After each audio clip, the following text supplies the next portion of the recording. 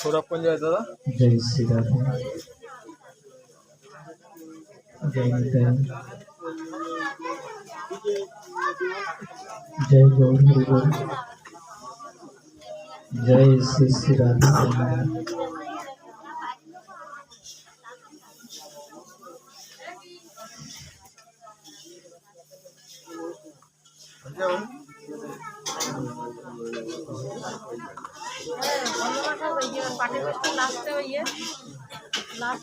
ভোজন কীর্তন আর হরায় না, গুরুদেব গেই যায় না, সবাই পাবেন।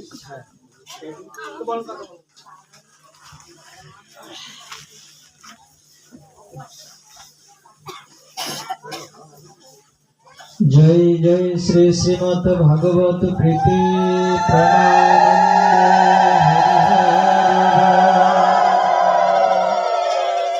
हरि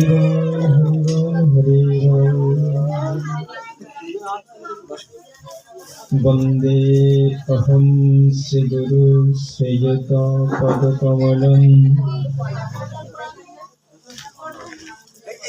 श्री गुरुनाथ वैष्णवस्य श्रीरूपं सग्रजातं सहगण रघुनाथान्वितं तं सजीवं स अद्वैतं स अवधूतं परिजन सहितं कृष्ण चैतन्य देवं श्री राधा कृष्ण पदं सहगण ललिता श्री विशाखान्वितंश्च ओम अज्ञानतिमिरन्धस्य ज्ञानाञ्जनशलाकया चक्षुरुन्मीलितं येन तस्मै श्रीगुरवे नमः।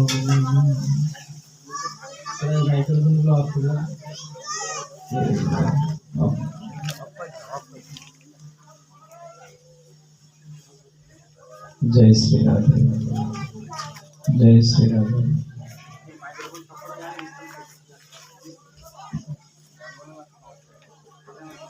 जय श्री राधे। जय श्री राधे। जय निताई। जय गौर हरिगौर। राधे राधे। जय श्री राधे। जय निताई। जय गौर हरिगौर। वंशा कल्पतरुर्भस्य कृपा सिन्धुभ्येव च पतितानां पावनेभ्यो वैष्णवेभ्यो नमो नमः। नमो वृन्दाय तुलसीदेव्यै प्रियाय केशवस्य च कृष्ण भक्ति प्रदे देवी सत्यवताय नमो नमः। नमो महावदन्नाय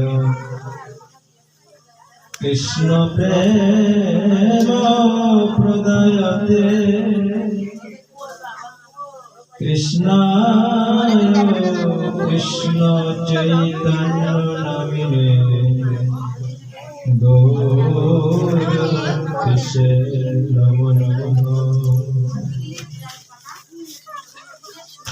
पंचतत्त्वकं कृष्णं ভক্তরূপ স্বরূপকম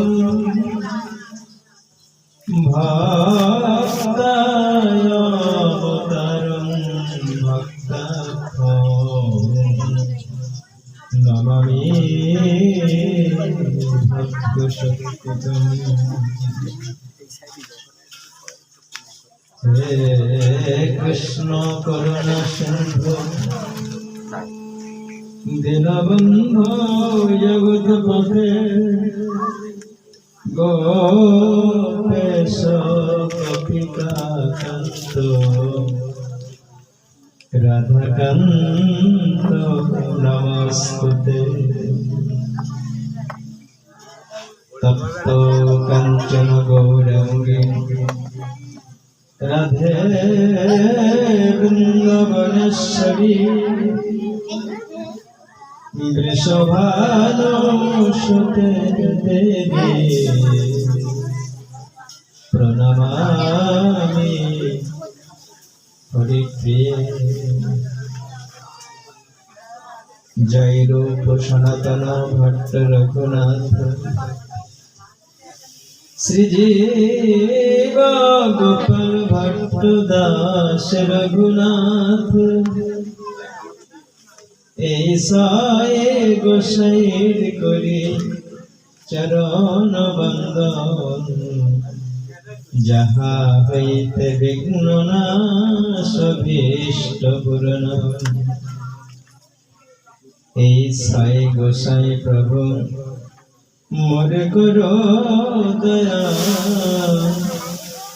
চরণে শরণ মিলা দেহ পদ নারায়ণং নমস্কৃত্যং নরং চৈব নরোত্তমং দেবীং সরস্বতীং ব্যাসং ততো জয়মোদিরয়ে। হরে কৃষ্ণ কৃষ্ণ কৃষ্ণ হরে হরে, হরে রাম রাম রাম হরে হরে।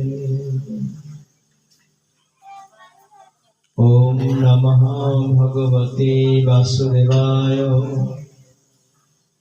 ওম নমঃ ভগবতে বাসুদেবায়। ওম নমঃ ভগবতে বাসুদেবায়।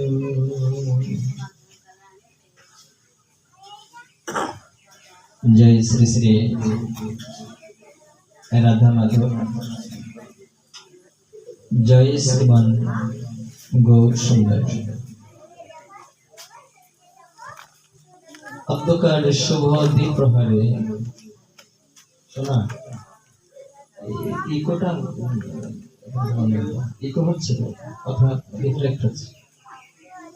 জয় শ্রী রাধে, জয় নিতাই, জয় গৌর হরিবল।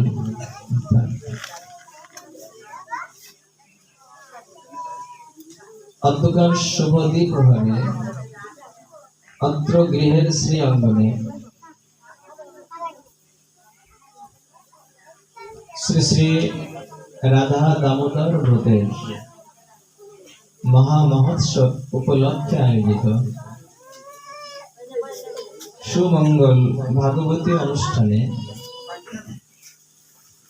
শ্রীমৎ ভাগবত কথার প্রারম্ভে আমার পরম আরাধ্য শ্রী গুরুদেবের রাতুল চরণে ভক্তি প্রণতি জানাই,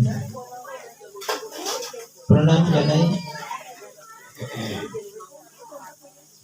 এই মাঙ্গলিক অনুষ্ঠানের আচার্য প্রভুপাদ আমার পূজ্যপাদ কাকা গুরু শ্রীপাদ স্বপন কৃষ্ণ গোস্বামী প্রভুর রাতুল চরণ যুগলে আভূমি দণ্ডবোধ ভক্তি প্রণতি জানিয়ে প্রণাম জানাই আপনারা যারা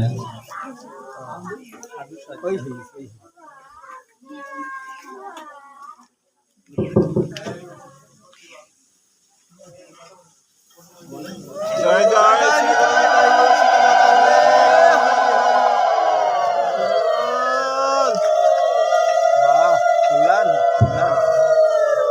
ঠিক আছে, খুব ভালো হয়েছে।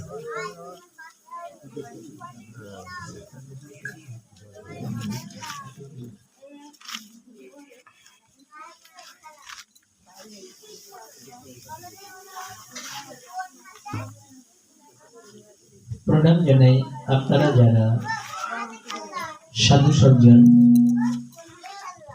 শ্রীমৎ ভাগবত কথা অমৃত পিপাসু পরম ভক্ত বৃন্দ পূত পবিত্র অন্তঃকরণ নিয়ে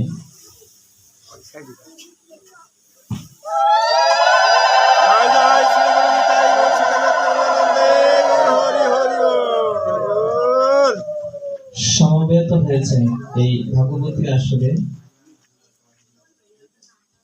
অখিল ব্রহ্মাণ্ড নায়ক পরম ঈশ্বর ভগবান শ্রী গোবিন্দের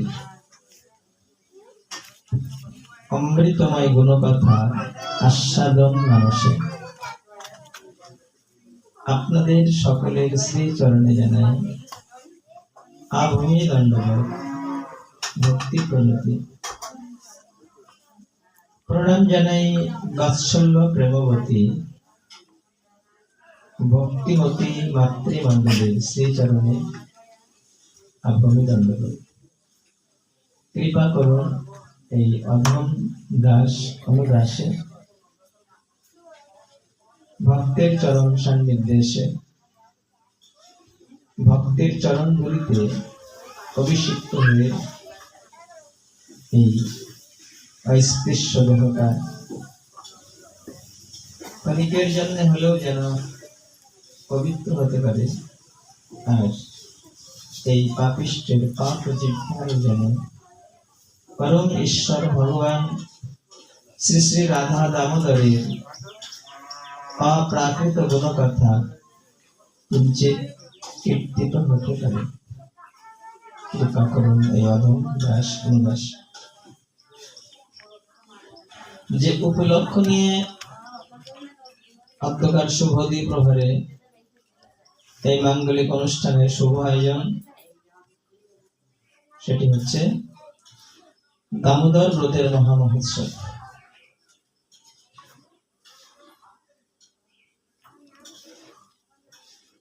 আর সেই উপলক্ষেই সাধু সজ্জনের সেবা ভাগবত কথা।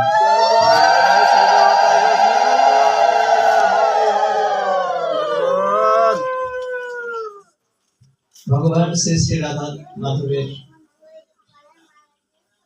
ভোগ রাগ আবৃত্তি কীর্তন আদি এই নিয়ে সাজানো আজকের এই মাঙ্গলিক অনুষ্ঠানটি। যে লীলা মাধুর্যকে সামনে রেখে ভক্তেরা একটি মাস এখানে ব্রত পালন করেছেন, সেটি হচ্ছে মা যশোদার গোপালের দাম বন্ধন লীলা। কৃষ্ণের যতেক লীলা সর্বোত্তম নরলীলা, আর নরলীলার মধ্যেই আবার উত্তম হচ্ছে আর এই মাধুর্যের বাল্য লীলা, যেটা ভাগবতে কীর্তন হয়েছে। আর ভগবানের এই লীলা মাধুর্যের কারণেই ভাগবতের এত মাহাত্ম্য। আমাদের সনাতন ধর্মের 18 খানা পুরাণের মধ্যে অনেক মঙ্গলের কথা বলা হয়েছে, অনেক শিক্ষণীয় বিষয়ের কথা বলা হয়েছে। কি করে মনুষ্য জনমকে আদর্শ দেব দুর্লভ জনমে পরিণত করা যায়, সে শিক্ষা রয়েছে। কিন্তু 17 খানা পুরাণ রচনার পরেও বেদব্যাসের মনে শান্তি ছিল না। 17 খানা পুরাণ রচনা, 17খানা পুরাণ রচনা করেছেন। এই সাউন্ড ঠিক হচ্ছে না, সাউন্ডটা ভালো করে একটা শব্দ হচ্ছে। জয় শ্রী রাধে, জয় নিতাই, জয় গৌর হরি বল। হ্যাঁ, 17খানা পুরাণ রচনা করেছেন বেদব্যাস। মহাভারত রচনা করেছেন, যেটা হচ্ছে আমাদের ইতিহাস গ্রন্থ। এত শাস্ত্র রচনা করার পরেও বেদব্যাসের মনে ছিল অশান্তি, খুব মন খারাপ করেছিলেন। তার শ্রী গুরুদেব হচ্ছেন দেবর্ষি নারদ। দেবর্ষি নারদ যখন দেখলেন যে বেদব্যাসের মনে অশান্তি, মন খারাপ করে বসে আছে, তখন জানতে চাইলেন যে হে বৎস বেদব্যাস, তোমার মন খারাপ কেন? বেদব্যাস বললেন, গুরুদেব, মন খারাপ তো আমার জন্য না, যাদের জন্য এত শাস্ত্র রচনা করলাম তাদের জন্য। এত শাস্ত্র রচনা করেছি যার মধ্যে ধর্ম, অর্থ, কাম, মোক্ষের কথাগুলো পরিবেশন করেছি। মনে করেছিলাম যে তারা ওইগুলো জেনে বুঝে মায়ার গণ্ডিটা কাটিয়ে চিরদিনের ঠিকানার বাড়ি চলে যাবে। বেদব্যাস ভেবেছিলেন যে আমি তো ধর্মের কথা বলেছি, অর্থের কথা বলেছি, কাম, মোক্ষের কথা বলেছি, এইগুলো জেনে বুঝে তারা ভালোটা গ্রহণ করবে, মন্দটা ত্যাগ করবে। সব থেকে উত্তম যেটি সেটি তারা গ্রহণ করবে, করে তারা মায়ার গণ্ডিটা কাটিয়ে গোবিন্দ চরণে চলে যাবে। কিন্তু তা তো যাচ্ছে না। তারা সবাই তিনটা জিনিস নিয়ে ব্যস্ত আছে। আমাদের সমস্ত পুরাণ আদি শাস্ত্রে, বেদ আদি শাস্ত্রে চারটা জিনিসের সন্ধান আছে, চারটা জিনিসের প্রাপ্তি আছে: ধর্ম, অর্থ, কাম আর মোক্ষ। ধর্মের সাধন করলে পূর্ণ হয়, পুণ্য সঞ্চয় হয়। আর পুণ্য সঞ্চয় হলে কাম্য বস্তু ভোগ করা যায়। যখন পুণ্য সঞ্চয় হয় তখন কিছুদিন সুখ ভোগ করা যায়, কিন্তু সে সুখটা আবার চিরস্থায়ী হয় না। আবার একদিন সেই নপুণ্যে মর্তলোকং বিশন্তি, পুণ্য ক্ষয় হয়ে গেলে আবার তাকে এই মর্তলোকে চলে আসবে। আমরা যেখানে আছি এটা মর্তলোক। এখানে যারা আসবে তাদের একদিন মরণ হবে, আবার যারা মরবে তাদের একদিন জন্ম হবে। আমাদের সবাই হবে। হ্যাঁ, শুধু এই জন্ম নয়, এর আগে বহুবার আমরা ছিলাম, এই জগতে এসেছি, গিয়েছি, মরেছি, আবার জন্ম নিয়েছি। কতজনকে বাবা বলেছি, কতজনকে মা বলেছি, কত দেহ নিয়েও এর আগে এসেছি। সেই কথাটা ভগবান এখানে বলছেন গীতার মধ্যে। নতে বহং নিজাতু নাসং নতং নিজনদীপহং ন চৈব ন ভবিষ্যাম সর্বে বয়বতপরম। ভগবান বলছেন, অর্জুন শোনো, তুমি, আমি এবং এখানে যারা সবাই এসেছে যুদ্ধ করতে, কথাটা হচ্ছে কোথায় দাঁড়িয়ে? যুদ্ধক্ষেত্রে দাঁড়িয়ে, কুরুক্ষেত্রে। যুদ্ধক্ষেত্রে দাঁড়িয়ে কথা হচ্ছে ভগবানের সাথে অর্জুনের। ভগবান বলছেন, অর্জুন শোনো, তুমি, আমি এবং যারা এখানে সবাই যুদ্ধ করতে এসেছে, আমরা সবাই জন্মের আগেও ছিলাম। যার জন্ম হয়েছে 20 বছর, 30 বছর, 40 বছর, 50 বছর, তার আগেও আমরা ছিলাম। এখান থেকে 100 বছর আগে আমরা ছিলাম, 200 বছর আগে ছিলাম, সবাই ছিলাম আমরা। কোনো না কোনো দেহে ছিলাম, কোনো না কোনো ধামে ছিলাম, কোনো না কোনো জগতে ছিলাম। এটা ভগবান বলছেন, আমার কথা না। ভগবান বলছেন যে তুমি, আমি এবং এখানে যারা সবাই যুদ্ধ করতে এসেছে, আমরা সবাই জন্মের আগেও ছিলাম, আবার যেদিন মরে যাবো সেদিন ফুরিয়ে যাবো না, আমরা মরণের পরেও থাকবো। এই কথাটা ভগবানের কথা। শুধু এই কথাটাই যদি বিশ্বাস করতাম আমরা সনাতন ধর্মের মানুষ যারা, ভগবানের এই কথাটা যদি বিশ্বাস করতাম যে জন্মের আগেও ছিলাম, আর মরণের পরেও থাকবো, তাহলে অন্যায় অধর্ম করতে গেলে একটু বাধ্য। অন্যায় অধর্ম করতে গেলে বিবেকে বাধ্য, এই জন্যে যে মরণের পরে তো থাকবো আমি। আজকে অন্যায় করছি, অধর্ম করছি, মরণের পরে একদিন তার শাস্তিটা আমাকে ভোগ করতে হবে। এটা তখন মনের থেকে সাড়া দিত, কিন্তু এইগুলো মন থেকে বিশ্বাস পুরোপুরি করতে পারিনি। মনে করি যে ও মরে গেলাম তো হয়ে গেল, যা যে কদিন বাঁচছি সেই কদিন আগে খেয়ে করে নেই তো বাবা, তারপরে মরে গেলাম তো হয়ে গেল। জমে কি করবে তার কে দেখতে আসবে, এরকম একটা চিন্তা ভাবনা আমাদের মাথায় কাজ করে। আর কাজ করে বলেই শাস্ত্রের কথাগুলো মেনে চলার প্রয়োজন মনে করি না। আর অন্যায় অধর্ম আমরা অবশ হয়েই যেন করি বা সেই পথে চলি।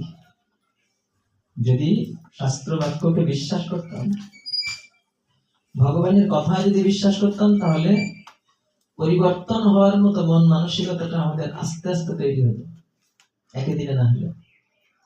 যে একদিন আমার এই খাঁচাটা নষ্ট হয়ে যাবে, ভিতরের পাখিটা উড়ে যাবে। এই পাখিটা কোনোদিন মরে না, কোনোদিনও মরে না। এর ভিতরে যে পাখিটা আছে, যাকে আত্মা বলে, এই পাখিটা কখনো মরে না। অস্যদ্য মা দাহ্য মা ক্লেদ্য অশস্য এবচ নিত্য সর্বগত স্থানুরচনয়ং সনাতন। ভগবান এখানেই বলছেন আমাদের সবাইকে অন্তত সর্বপ্রথমে একটা গ্রন্থ যদি আমাদের ভালো করে অনুশীলন করতে হয়, সেটা হচ্ছে শ্রীমদ্ ভগবদ গীতা। এই গ্রন্থটা খুব ভালো করে আমাদের অধ্যয়ন, অনুশীলন এবং মেনে চলার জন্য চেষ্টা। প্রথম ধাপ, সাধন ভজনের প্রথম ধাপ হচ্ছে অন্তত গীতা গ্রন্থটা ভালো করে জানা, মেনে চলতে চেষ্টা করা। ভগবান বলছেন যে এর ভিতরে যিনি রয়েছেন তাকে কেউ কাটতে পারে না। অচ্ছেদ্য বললেন, ছেদন করা যায় না, মানে কেটে ফেলা যায় না। অদাহ্য, দাহ্য মানে যে বস্তুটা সহজে আগুন জ্বলে যায়, পুড়ে ছাই হয়ে যায়, বলে এটা অদাহ্য। এর ভিতরে যিনি রয়েছেন তাকে পোড়ানো যায় না। ওই যে মরে গেলে সবাই পুড়িয়ে রেখে আসে, পুড়িয়ে রেখে আসে তো খাঁচাটা, পাখি পোড়াতে পারে না। পাখি তার আগে উড়ে চলে যায়, পাখিটা উড়ে চলে যায়, খাঁচাটা পোড়ানো যায়, এই খাঁচাটা কেটে ফেলা যায়, খাঁচাটা একসময় ছাই হয়ে যায়, একসময় মাটিতে পচে গলে কৃমিকীট হয়ে যায়। কিন্তু ভিতরে যে পাখিটা রয়েছে, যে পাখির শক্তিতে আমি, আমার অনুভব শক্তি রয়েছে, আমার চেতন সত্তা রয়েছে, আমি বুঝতে পারছি আমি জীবন্ত সত্তা, এটা বুঝতে পারছি। যার জন্য যে পাখির সাহায্যে ও পাখিটা ছিল, ও তার কর্মফল নিয়ে চলে যাবে। কেবল এই খাঁচাটা যারা থাকবে তারা পুড়িয়ে ছাই করে ফেলবে, বা মাটিতে পুঁতে ফেলবে, বা জলে ভাসিয়ে দেবে, যা একটু করে দেবে। এই পাখিটা কোনোদিন মরে না, একে ছেদন করা যায় না, দহন করা যায় না, একে কর্দমাক্ত করা যায় না।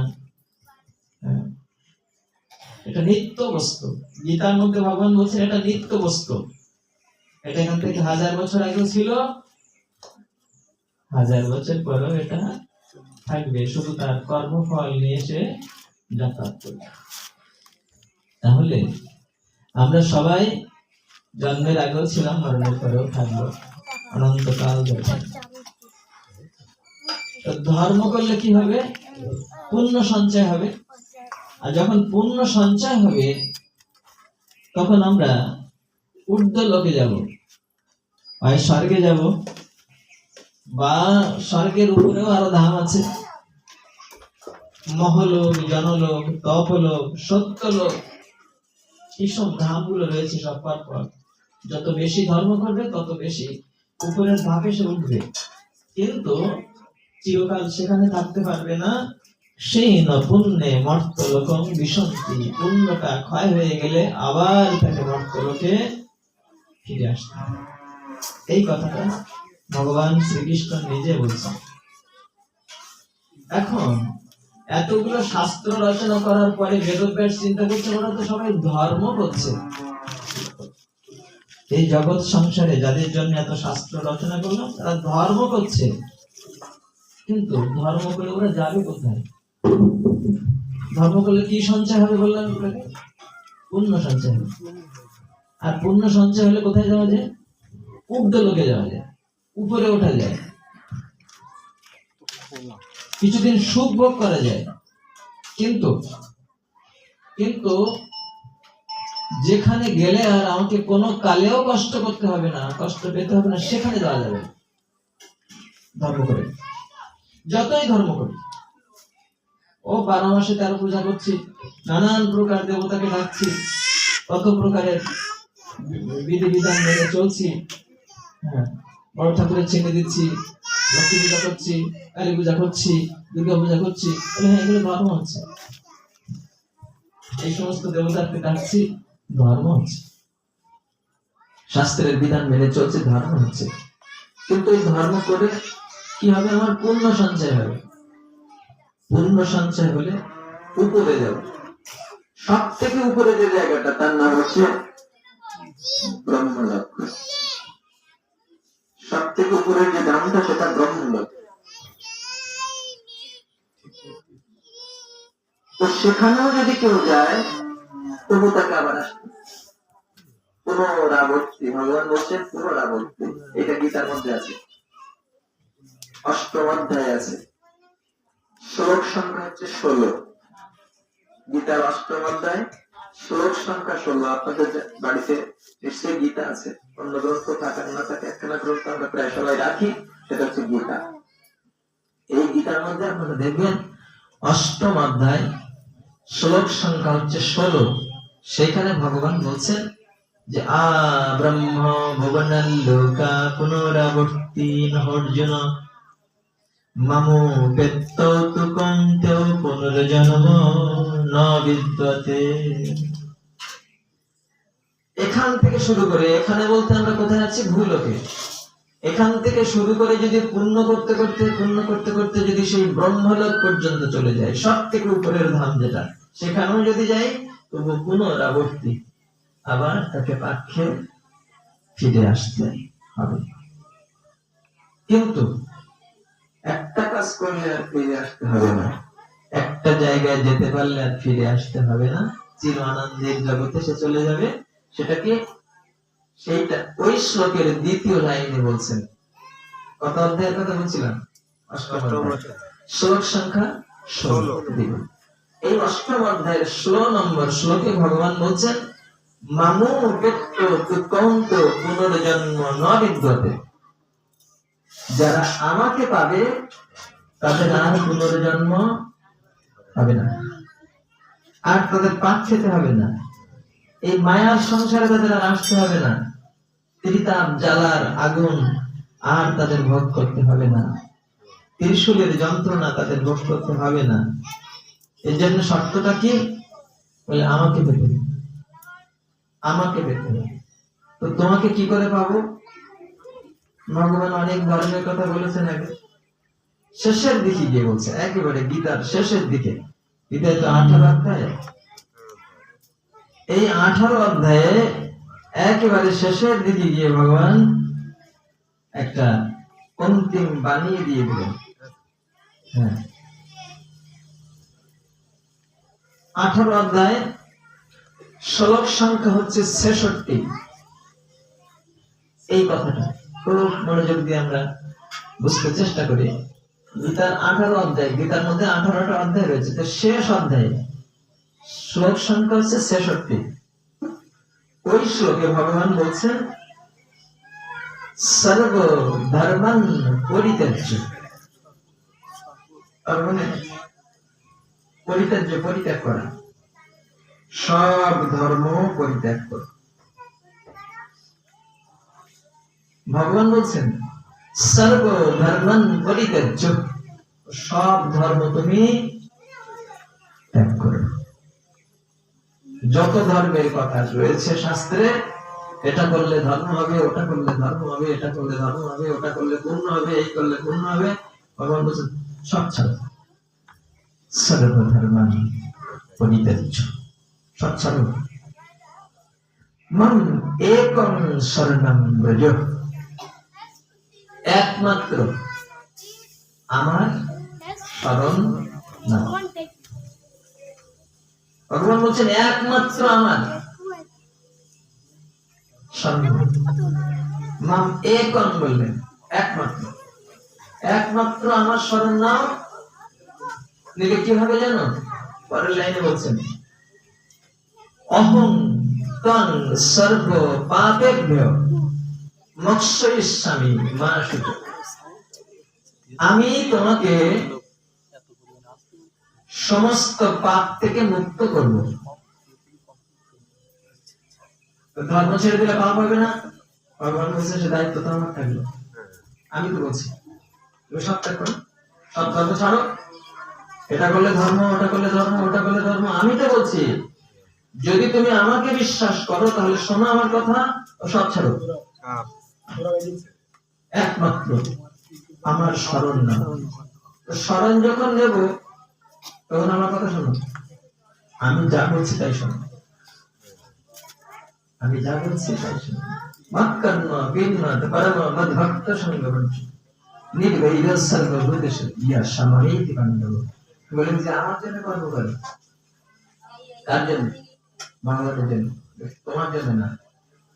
তোমার সমস্ত কর্মগুলো আমার জন্য হয়। আমার পূজা করো, আমাকে প্রণাম করো, আমাকে ভালোবাসো, আমার সাথে একটা সম্বন্ধ তৈরি করো, আর যাতে আমার যাতে সুখ হয় তুমি তাই করো। তাহলে কি করবো জানো? তোমার সমস্ত পাপ থেকে আমি তোমাকে রক্ষা করব। এত বড় প্রতিশ্রুতি আর কেউ দেয়নি। তোমার সমস্ত পাপ থেকে আমি রক্ষা করব, এত বড় প্রতিশ্রুতি আর কেউ দেয়নি। ভগবান বলছে যে আমার প্রতি মনোযোগী হও, আমার স্মরণ নাও। মাম একং শরণং বলি। এক ভক্তবতী মা বলছেন যে শঙ্করধ্বনি করলে, ঘন্টা বাজালে সন্ধ্যাবেলা পাপ হবে কিনা, লক্ষ্মী দেবী চলে যাবে কিনা? আছে। জয় শ্রীরাম, জয় নিতাই, জয় গৌর হরি বল। আছে, শাস্ত্রে আছে। যখন শাস্ত্রে দেখবেন অনেক বাধা বিপত্তি আছে। ওটা আমাদের ব্রহ্মবৈবর্ত পুরাণে বলা হয়েছে যে শূদ্র কিংবা নারী যদি শঙ্খধ্বনি করে মহাভয়ে লক্ষ্মী দেবী যান স্থানান্তরে। শূদ্র অথবা নারী যদি শঙ্খধ্বনি করে তাহলে লক্ষ্মী দেবী ভয় পেয়ে অন্য জায়গায় চলে যায়। এটা আমাদের ব্রহ্মবৈবর্ত পুরাণে আছে। বলুন কি করবে তাহলে? কবির সব ঘণ্টাধ্বনি বলিনি, শঙ্খধ্বনি বলেছে। তারপরে আমাদের স্মৃতিতে পুরাণে কোন কোন জায়গায় বলা হয়েছে যে সধবা নারীদের জন্য কোনো উপবাস আদি ব্রত নেই, করলে তার স্বামীর আয়ু হরণ হবে। সধবা মানে যারা, তাদের ধর্ম চলতে স্বামী সেবা করা, আর অন্য কোনো উপবাস আদি ব্রত তাদের জন্য নিষেধ আছে। করলে স্বামীর আয়ু হরণ হবে। আচ্ছা, স্মৃতিতে আছে, পুরাণে আছে। কি করবে? কোন উপবাস করবেন না, একাদশী সব বাদ দিবেন না, না। এই জন্যই তো ভগবান এই কথাটা বললেন, ছাড়ো সব ধর্ম, ওগুলো সব ধর্মের কথা। ওই ধর্ম পালন করলে তুমি স্বর্গে যেতে পারবে। যদি ধর্মের পথে চলো তাহলে স্বর্গে যেতে পারবে। ও কৃষ্ণ ভক্তির বাধক যত শুভ অশুভ কর্ম, ওগুলো শুভ কর্ম হতে পারে, ওগুলো শুভ কর্ম হতে পারে। কিন্তু কৃষ্ণ ভক্তির বাধক যত শুভ অশুভ কর্ম, সেও এক জীবের অজ্ঞানতম ধর্ম। বলছেন ওটা একটু অজ্ঞান ধর্ম। কৃষ্ণ ভক্তির বাধক শুভ অশুভ কর্ম, শুভ কর্মটা বাধক। এই বলেছে যে শুভ কর্ম বাধক হলে তাহলে কি সব অশুভ কর্ম করবো নাকি? বলে না, অশুভটা বাধক। তাহলে যাবো কোন পথে? শুভ কর্ম করতে পারবো না, অশুভ কর্ম করতে পারবো না, তো করবোটা কি? চুপচাপ বলে না, আমার স্মরণ নাও। ভগবান বলছেন আমার স্মরণ নাও, আমার সেবা করো, আমার নাম করো, আমার গুণগান কীর্তন করো, আমার পূজা দাও, আমাকে ভক্তি নিবেদন করো। তাহলে কি করবো? বলে যে ওই যে উপবাস করতে নিষেধ করেছে সধবা রমণীর জন্য, উপবাস করতে নিষেধ করেছে, কিন্তু কৃষ্ণের সেবামূলক কর্ম করতে নিষেধ করিনি। তাহলে ওই এমন একটা উপবাস রয়েছে যেটা করলে কৃষ্ণ সন্তুষ্ট হয়, তার নাম হচ্ছে একাদশী। এমন একটা উপবাস রয়েছে যেটা করলে কৃষ্ণ খুব সন্তুষ্ট হয়, তার নাম হচ্ছে একাদশী উপবাস, একাদশী ব্রত। এমন একটা ব্রত রয়েছে যে ব্রতটা করলে কৃষ্ণ খুব সন্তুষ্ট হন, তার নাম হচ্ছে দামোদর ব্রত। সেগুলো যখন বাদ দেবো তখন কি হবে?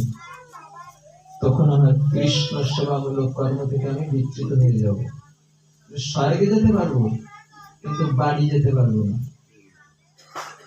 চিরদিনের ঠিকানার বাড়িতে গোবিন্দ চরণে ওই যে মামুপেত্য তো কৌন্ত পুনর্জন্ম ন বিদ্যতে, অষ্টম অধ্যায়ের 16 নম্বর যে শ্লোকটা, যে আমাকে পেলে তোমাকে আর পুনর্জন্ম গ্রহণ করতে হবে না, সেখানে যেতে পারবো না যদি এই ধর্মের দিকে লক্ষ্য করি। এই জন্য ভগবান এই কথাটাই বলে যে ছাড়ো সব ধর্ম, যত শাস্ত্র দেখবে তত ঘোলে পড়ে যাবে। তুমি যত শাস্ত্র দেখবে আমার কথা লঙ্ঘন করে, যত শাস্ত্র দেখবে তত ঘোলে পড়বে। এই জন্য মহাভারতের মধ্যে একটা কথা বলা আছে যে ধর্মস্য তত্ত্বং নিহিতং গুহায়াং, ধর্মের তত্ত্বটি রহস্য আবৃত। সহজে বোঝা যায় না, এক একজন এক একটা কথা বলবে, এক একজন এক একটা শাস্ত্র গুলো দেখাবে, হ্যাঁ দেখাবে, সেগুলো ঠিক আছে, অস্বীকার করছি না, কিন্তু ওগুলো ভালো করে বুঝতে হবে। এই জন্য বলছেন মহাজনে যেন তপস্যা, মহাজনরা যেভাবে চলেছেন সেইভাবে চলুন। আপনি শ্রী গুরুচরণ আশ্রয় করুন, দেখুন আপনার শ্রী গুরুদেব ভক্তির পথে আপনাকে পরামর্শ দিচ্ছেন, আপনাকে সিদ্ধান্ত দিচ্ছেন এই পথে চলে যাবেন। তিনি আবার ইচ্ছে মতো দিবেন না, তিনি আবার মহাজনী পরম্পরার ধারার সাথে মিলিয়ে দিবেন। গোস্বামীরা কি করেছেন, আমাদের পূর্বপুরুষ মহাজনরা কি করেছেন, সেইভাবে মিলিয়ে আপনাকে চলার পথের একটা ঠিকানা বলে দিবেন। সেই পথে চললে আপনার কল্যাণ হবে। আপনি নিজে যত শাস্ত্রের পৃষ্ঠা উল্টাতে যাবেন তত নানান প্রকারের জটিলতা আপনার সামনে আসবে। তবে হ্যাঁ, কিছু শাস্ত্র আছে যে শাস্ত্রগুলো আপনি অনুসরণ করলে আপনার কল্যাণ হবে। গীতা পাঠ করুন, ভাগবত পড়ুন, চৈতন্য চরিতামৃত পড়ুন, চৈতন্য ভাগবত পড়ুন, এসব গ্রন্থ পড়ুন। যত আপনি বিভিন্ন প্রকারের ঠিক শুদ্ধ ভক্তির সাথে বিরোধ রয়েছে বা শুদ্ধ ভক্তির অন্তরায়াত, এইসব শাস্ত্র যত নিয়ে নাড়াচাড়া করবেন তত আপনার সামনে নানান প্রকারের বিপত্তি আসবে, নানান প্রকারের বিতর্ক আসবে, নানান প্রকারের সমস্যা আসবে। ও সমস্যাগুলোর সমাধান কিন্তু আছে, ওটা ওই শাস্ত্রেই সমাধান আছে, কিন্তু সেটা তো আবার সেই মহাজনদের কাছ থেকে বুঝে নিতে হবে। হ্যাঁ, আপনাকে উপবাস করতে বলেছে তার অর্থ এই না যে আপনি একাদশী ছেড়ে দিবেন। উপবাস নিষেধ করেছে তার অর্থ এই না একাদশী ছেড়ে দিবেন। তাহলে কি হবে? স্বামীর আয়ু হবে না যে একাদশী উপবাস করলে? বলে হ্যাঁ, স্বামী তো হতে হবে আগে। ভাগবত বলছেন যে পিতা না সস্যত জননী না সস্যত দৈবং না তৎসন্ন পতিষ্ঠ সসন্ন মচেত সমবেত মৃত্যুম। বললেন গলায় মালা দিয়ে 7 পাকে বরণ করে নিয়েছে, তবু স্বামী নাই, যদি কৃষ্ণ ভজনে বাধা হয়ে বৃন্দাবনের ব্রজ গোপীগণ স্বামীকে ছেড়ে দিয়েছেন, কোলের সন্তানটা নামিয়ে রেখেছেন, ভাই বন্ধু সব ছেড়েছেন, এসেছেন গোবিন্দ চরণে। ভগবান শ্রী গোবিন্দ বলে সর্বনাশ করেছে, তোমাদের তো পাপ হবে, নরকের আগুনে পুড়ে মারবে, তো শিগগিরই যাও। এই কথা কোথায় বলা আছে? এখানে ধর্মেই বলা আছে। সতী সাধ্বী পতিব্রতা রমণী কখনো স্বামীকে ত্যাগ করবে না, তার গৃহ ধর্ম ত্যাগ করবে না, তার কুল ধর্ম ত্যাগ করবে না। এখানে গীতায় ভগবান বলছেন যে ধর্মে নষ্ট কুলম। হ্যাঁ,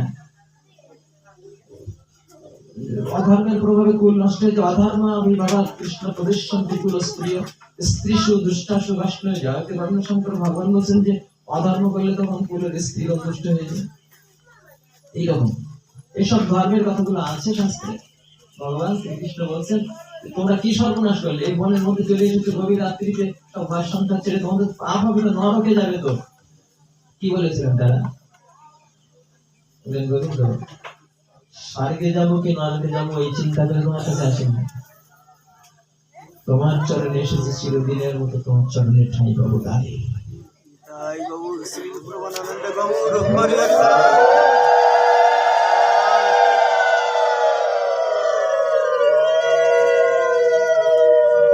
স্বর্গে যাবো কি নরকে যাবো চিন্তা করে তোমার কাছে আসেনি। তোমার বাঁশি আমাদের টেনে এনেছে, আমরা কুল ধর্ম ভুলে গেছি, পতি পুত্র স্বামী সংসার সব ছেড়ে দিয়েছি তুমি। তোমাদের কোলের বাচ্চাগুলো কাঁদছে মা মা করে, তোমাদের মায়া হয় না? তখন বলছে গোবিন্দ, সন্তান ততক্ষণ প্রিয় থাকে যতক্ষণ ওই সন্তানের মধ্যে আত্মারূপে তুমি থাকো। যেদিন ওই সন্তানের মধ্য থেকে আত্মাটা চলে যায়, সেদিন মা ওই সন্তানটা শ্মশানের আগুনে যখন দাও দাও করে জ্বলে, মা চেয়েছে দেখে, কিন্তু কিছু করার থাকে না। স্বামী ততক্ষণ আপন থাকে যতক্ষণ এই স্বামীর মধ্যে আত্মারূপে ভগবান তুমি থাকো। যেদিন তুমি চলে যাও স্বামীর ভিতর থেকে, সেদিন স্বামীর দেহটা চিতার আগুনে দাও দাও করে জ্বলে। স্ত্রী মাটিতে আচার খেতে পারে কিন্তু রক্ষা করতে পারে না। গোবিন্দ, যেহেতু সমস্ত আত্মার পরমাত্মীয় তুমি, তাই আমরা মায়ার জগতের সমস্ত আত্মীয় স্বজন সব ছেড়ে দিয়ে তোমার চরণে এসেছি। কেননা তোমার জন্য ভাই বন্ধু সব আপন হয়, তোমার জন্য পুত্র আপন হয়, তোমার জন্য স্বামী আপন হয়। যেদিন তুমি চলে যাও সেদিন কেউ আর আপন থাকে না। প্রকৃত দিকটাকে তারা খুঁজে বের করেছেন। জগতের সবাই বলবে হায় হায় কি অধর্ম করেছে, তারা গোবিন্দ চরণে গিয়ে বলছেন, গোবিন্দ আমরা ধর্ম জানি না, অধর্ম জানি না, শুধু তোমার চরণে ঠাঁই পেতে চাই। ওই নরকে যাবে, নরকের পুড়ে মরার ভয় নেই। ওই যদি নরকেও যাই তবু তোমাকে পেয়ে যাবো। আমরা নরকের আগুনে পুড়ে মারার ভয় করি না, যদি তোমার চরণ ছায়া থাকে। আমাদের স্বর্গের দাবি নেই তোমার কাছে, নরকেরও ভয় নেই, স্বর্গের দাবি নেই। কি আমাদের ভালো বললো, কি আমাদের মন্দ বললো, সেটাও আমাদের মাথায় নেই। শুধু একটাই দাবি, তোমার চরণ ছাড়া যেন হয়ে না যায়। এটা হচ্ছে ভক্তির অন্তিম লক্ষ্য। ভক্তির অন্তিম লক্ষ্য যে গোবিন্দ জগৎ সংসার আমাকে দুধ ছাই বলুক, জগতের সবাই আমাকে কলঙ্কিনী বলুক, কিন্তু তোমাকে যেন হারিয়ে না ফেলি, তোমাকে যেন ভালোবাসতে পারি, তোমার নাম করে যেন কাঁদতে পারি, কষ্টে থাকি আর দুঃখে থাকি, বিপদে থাকি আর সুপদে থাকি, যেখানে থাকি না যেন প্রভু তোমাকে স্মরণ রাখতে পারি। যেন দুখানা হাত দিয়ে ফুল তুলে মালা গেঁথে তোমার গলায় পরাতে পারি, যেন তুলসীতে চন্দন দিয়ে তোমার চরণে সেবা দিতে পারি প্রভু। এই ছাড়া আমার জন্য আর কোনো চাওয়া নেই। একেই বলে প্রেম, একেই বলে নিঃস্বার্থ ভালোবাসা। আর এইটাই হচ্ছে গোবিন্দ চরণে ভক্তের অন্তিম নিবেদন, অন্তিম নিবেদন। হ্যাঁ, ও শুভ কর্ম কৃষ্ণ ভক্তিতে বাধা। আপনি ভালো কাজ করবেন তো কৃষ্ণ ভক্তিতে বাধা। বলো ওই 5 বছরের ছেলে একটা, আমরা শুনেছি ভাগবতে, বাবার কোল ছেড়ে দিয়ে বনে গিয়ে ভগবানকে ডেকেছেন। কি নাম ছিল? ধ্রুব।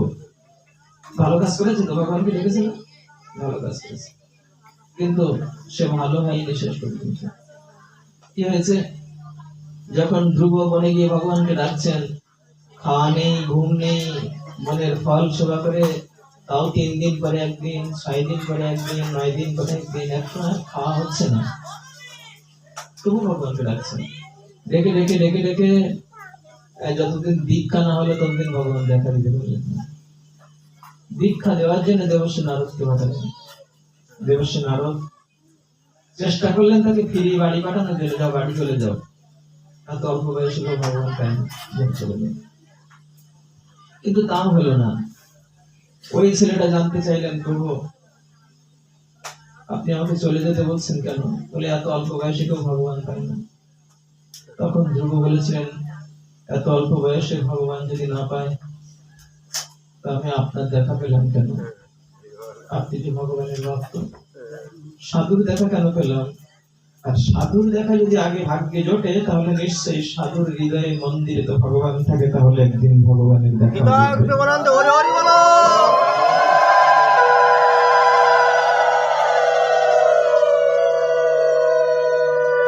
শেষ পর্যন্ত দেবশ্রী নারদ বাধ্য হয়ে তাকে মন্ত্র দিলেন, সেই মন্ত্রে সাধন করে তিনি ভগবানকে পেলেন, দেখা পেলেন। যখন দেখা পেলেন, ভগবান তার কাছে জানতে চাইছেন, তুমি কি চাও আমার কাছে? কি জন্য এত কঠোর সাধন করে আমাকে ডাকছো? বলে এসেছো কেন? আমি তোমার তপস্যায় সন্তুষ্ট হয়ে যে তোমাকে দেখা দিলাম। কি চাও?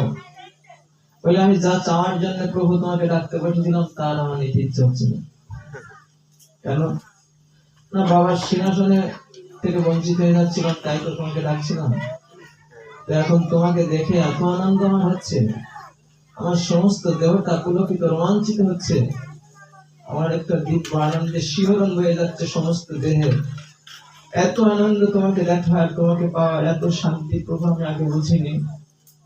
এখন তোমার কাছে আমার কিছু নিতে ইচ্ছে হচ্ছে না, শুধু মনে হচ্ছে শুধু তোমাকে দেখি, জন্ম জন্ম ধরে শুধু তোমাকে দেখি, তোমার চরণের নিকটে থাকি, এটা মনে হচ্ছে। আর কিছু তোমাকে চাইতে চাচ্ছি, কোনো কিছু চাইতে গেলে যে তোমাকে হারিয়ে ফেলি। ভক্তের মনে কিন্তু এই ভয়টা থাকে যে গোবিন্দ, আমি যদি জগতের অন্য কিছু দাবি করতে সেটা নিতে গিয়ে তোমাকে হারিয়ে ফেলি। না, তোমাকে হারিয়ে আমার কিছু চাওয়ার নেই, কিছু চাওয়ার নেই। তাই কৃষ্ণ ভক্ত শুধুমাত্র কৃষ্ণকেই পেতে চান, আর কিচ্ছু চান না। অন্য কিছু চাইতে গেলে যদি কৃষ্ণ তুমি হারিয়ে যাও, কিছু নেব না। ধ্রুব তখন বললেন, আমি কিচ্ছু নেব না। বলে, তুমি এতকাল তপস্যা করেছো, সাধনা করেছো, আমি আসলাম তোমাকে কিছু দেবো বলে, তুমি নেবে না? তখন বলেছিলেন, বাবার সিংহাসনে বসতে চেয়েছিলাম, তো সিংহাসন আর নেব না। তো কি নেবে? বললেন, ভক্তি মোহ প্রবাহতাং তৈনে প্রসঙ্গ ভুয়াদু অনন্ত মহতাম আমল সায়নম জেনাম যে শল্যনমরু ব্যসনং ভবাদ্দিন্নস্যে ভবত গুণ কথাম হৃত মানমত্তঃ। বললেন ভক্তি। ধ্রুব বললেন, আমাকে ভক্তি দাও। কি ভক্তি? বলে, যে ভক্তিটা লাভ করতে পারলে আমি তোমার কাছে আর কোনো দাবি করবো না, কিছু চাইবো না, শুধু তোমার ভক্তের পাশে বসে বসে তোমার গুণগান শ্রবণ করব, তোমার কীর্তন শ্রবণ করব, যে কীর্তন শ্রবণ করলে অনায়াসে এই ভব সমুদ্র পার হয়ে চিরজন্মের মতো তোমার চরণে ফিরে যাবে। আমাকে তুমি সেই ভক্তি দাও, আর কিছু চাইবো না। ভগবানকে সঙ্গে সঙ্গে দিয়ে দিলেন, ঠিক আছে তাই হবে। বলে, না। কি করলেন? বলে, শোনো, আগেরটা আগে নেবে, পরেরটা পরে নেবে। তুমি আগে চেয়েছিলে বাবার সিংহাসন, এখন তো ভক্তি চাচ্ছ। আমাকে দেখে তোমার ভক্তি নিতে ইচ্ছে হচ্ছে, আমাকে দেখে আমাকে হারাতে আর ইচ্ছে হচ্ছে না, আমাকে দেখে খুব আনন্দ পাচ্ছে, সেটা এখন বুঝতে পারলে। এতদিন তো বুঝলি, এতদিন বুঝেছিলে সিংহাসন, বাবার সিংহাসনে বসবে। এখন আগেরটা আগে পাওয়া হয়েছে, ওই সিংহাসন পাওয়া হয়েছে, যা ৩৬,০০০ বছর বলবে সিংহাসনে। ৩৬,০০০ বছর অতকাল মানুষ বাঁচে নাকি? হ্যাঁ, এটা সত্য যুগের কথা। তখন মানুষের ১,০০,০০০ বছর পর্যন্ত কর্ম আছে। তাহলে ৩৬,০০০ বছর সিংহাসনে বসবে, তারপরে আমি তোমার জন্য একটা আলাদা দাম তৈরি করে রাখবো, সেই দাম করে আসবে। এই যে কথাটা হলো, ধ্রুবকে দিলেন না সঙ্গে সঙ্গে, বলছে, আমি ভক্তি চাই, তোমার ভক্তের নিকটে বসে বসে তোমার গুণগান শুনবো, শুধুমাত্র তোমার ভক্তির আসনে বসে তোমাকে দেখবো, তোমার চরণের নিকটে থাকবো। বলে, না, এখন হবে না, আগেরটা আগে নাও। তাহলে কি নেবে? সিংহাসন নাও। এই জন্যই বললেন যে কৃষ্ণ ভক্তির বাধক যত শুভ অশুভ কর্ম, ধ্রুব যেটা করেছিলেন ওটা তো শুভ কর্ম, তো ভালো কর্ম, তো তপস্যা করেছেন ভগবান পাওয়ার জন্য, সেটা শুভ কর্ম, কিন্তু উদ্দেশ্য ছিল সিংহাসনে বসা। তো আপনি কোন দেবতার পূজা করছেন, কোন দেবীর পূজা করছেন, ভালো কাজ সেটা। ক্ষতি হচ্ছেন না, কারণ কাউকে ফাঁকি দিচ্ছেন না, কাউকে ঠকাচ্ছেন না, আপনি দেবতার পূজা করছেন, হ্যাঁ ভালো কাজ, সেটা শুভ কাজ। কিন্তু ওই শুভ কাজের পিছনে উদ্দেশ্য যদি থাকে যে আমাকে ধনং দেহি, জনং দেহি, সুখং দেহি, বিদ্যাং দেহি, বুদ্ধিং দেহি, পুত্রং দেহি ইত্যাদি, এরকম যদি থাকে, তাহলে এই মায়ার দোকানদারি বন্ধ হবে না। এই মায়ার সংসারের যে দোকানদারি বলবো বন্ধ হবে না, দোকানে মাল উঠবে তো নতুন নতুন মাল উঠবে। যদি দোকানদারি বন্ধ করতে চাই, তাহলে মাল তোলা বন্ধ করতে হবে। আর মাল তোলা বন্ধ করা মানে ভগবানের কাছে কেবলমাত্র কৃষ্ণ ভক্তি ছাড়া আর কোন বিষয় দাবি না করা। যত দাবি করব, দোকানে নতুন নতুন মাল উঠবে, আর ব্যবসা বন্ধ হবে না। এই মায়ার সংসারে বারবার জন্ম মৃত্যুর চাকায় পাখি আমাকে আসা যাওয়া করতে হবে। ভাগবত সেই শিক্ষা। দেবর্ষী নারদ বেদব্যাসকে বললেন, বেদব্যাস এত শাস্ত্র রচনা করেছো, কিন্তু তুমি কৃষ্ণকে কি করে ভালোবাসতে হবে তা তো বলনি। এই জন্য তোমার মনেও শান্তি নেই। তুমি শান্তির পথ দেখাওনি জগৎজীবকে, তাদেরকে ধর্ম অর্থ কাম মোক্ষের পথ দেখিয়েছো, কিন্তু কি করে কৃষ্ণ বলে চোখের জল ফেলা যায় তা তুমি বলনি। বলো বলো, এখন বলো। আর যে গ্রন্থের মধ্যে বলবে সেই গ্রন্থটার নাম হবে শ্রীমদ্ ভাগবত। ভাগবতের মধ্যে বলে দাও যে ভগবানকে স্মরণ করে ভগবানের সাথে একটা সম্বন্ধ তৈরি করে নিয়ে ভক্ত কি করে কাঁদতে পারে কৃষ্ণ বলে। ভগবান আমার কি হয় সেই পরিচয়টা দিয়ে দাও, যে ভগবান আমার হয় তিনি আমার কর্তা, আমি তার চাকর, আর না হয় এই বিশ্ব ব্রহ্মাণ্ডে তিনি আমার সব থেকে প্রিয় বন্ধু, আর থেকে আপন বন্ধু আর কেউ নেই। এই জগতে সারা জীবন ধরে যতজনের সাথে বন্ধুত্ব করবো, স্বার্থ দিতে না পারলে সব বন্ধু কেটে পড়বে। কেবল একজন বন্ধু চিরজন্মের মতো কেটে পড়ে না, স্বার্থ না দিতে পারলেও কেটে পড়ে না, তার নাম শ্রী গোবিন্দ। তিনি আমার এমন বন্ধু, আর না হয় তিনি আমার ছেলে, পেটের ছেলে। হ্যাঁ, পেট কেটে বের করলাম, তাকে বুকের দুধ খাইয়ে মানুষ করলাম, একদিন ওই ছেলের কাছ থেকে আঘাত পেতে হবে। বলে এমন একটা ছেলে রয়েছে যার নাম গোপাল, তাকে ভালোবাসতে পারলে ওই ছেলে কোনোদিন আঘাত করে না। ওই ছেলে কোনোদিন পিতৃত্ব মাতৃত্বের মর্যাদা লঙ্ঘন করে না। যে পুত্রের মতো করে গোপালকে ভালোবাসতে পেরেছে, যে গোপাল তোমার কষ্ট হচ্ছে না, নিজের সন্তানকে যত ভালো খাওয়াবো, পড়াবো, গায়ে মাথায় হাত বুলাবো, ওর জন্য যত কিছু করবো, একদিন একদিন বলবে যে বাবা তুমি আমার জন্য কিছু করনি, মা তুমি আমার জন্য কিছু করনি। একদিন বলতে পারে, সবাই বলে না, আমার মতো সন্তান বলতে পারে। বলে জগতের কত সন্তান বলে, কিন্তু একটা সন্তানের নাম হয়েছে গোপাল। এই গোপালকে যদি কেউ একবার সন্তানের মতো করে ভালোবেসে বলতে পারে, গোপাল তুমি আমার পুত্র,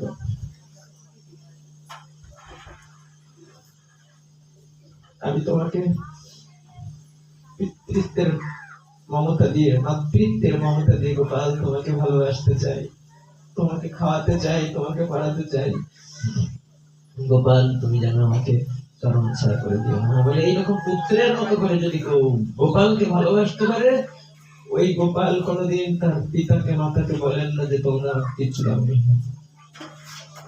কিঞ্চিত করত্তর ভাবি আচ্ছাদত্তং শৈর্গবেতং ফলগবতি গুরুকারী মই উপনীতং পৃথকৈক মুষ্টিং প্রত্যগ্রহিত প্রীতিযুক্ত মহাত্মা।